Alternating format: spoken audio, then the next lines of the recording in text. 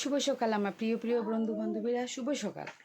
আজকে আমি করে একদম একা একা, আমার বর আর আমার মেয়ে আমার ফেলাইয়া গেছে গিয়া শিল্পার হয়ে গেছে, শিল্পার রিসেপশনের পার্টিতে গেছে। আমার ভাগ্য তার বিয়া রিসেপশন কিচ্ছু নাই। এখানে কি আমার নিমন্ত্রণ তো রক্ষা করতে লাগবো না। আমার ছেলের অ্যালার্জি, রাত্রে উলি অ্যালার্জি হইলে খুব অসুবিধা করে। আসছে না নিতাই হে একটু কষ্ট পাবো, বিয়া বাড়ি মানুষজন বেশি থাকবো, একটা চিল্লি হবো, একটা হে আরাম পাইতো না। তাহলে গিয়ে আমি ওই না আমি ঘরেই থাকি, আমার ছেলে নিয়ে তোমরাও। তো তারা আজকে গেছে, তারা বিয়ার দিন গিয়া বিয়া হওয়া দিবস করিয়া আই গেছিলো, বিদায় দিন আই গেছিলো। তো আজকে তো রিসেপশন, আজকে তারা সকাল সকাল বইবেলা গেছে গিয়া।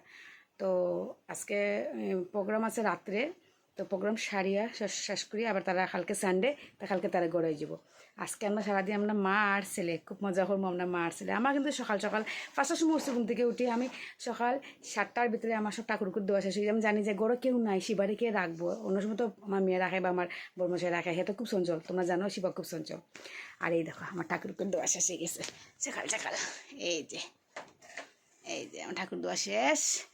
আর এখন কিতা করতাম, ঠাকুর দেওয়া শেষ, এখন আমি আমার ছেলের লগে মজা করি।